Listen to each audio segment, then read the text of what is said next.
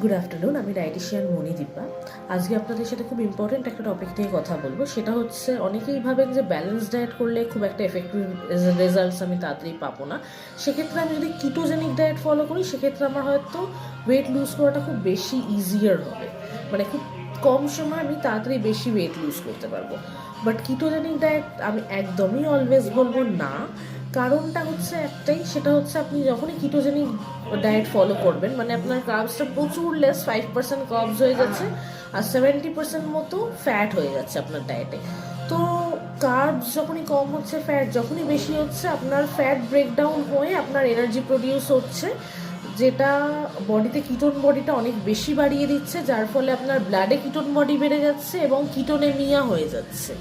তো সেটার জন্য কি হয়, একটা ব্রেদে একটা একটা ফ্রুটি স্মেল হয়, যেটা খুব একটা হেলথের পক্ষে ভালো না।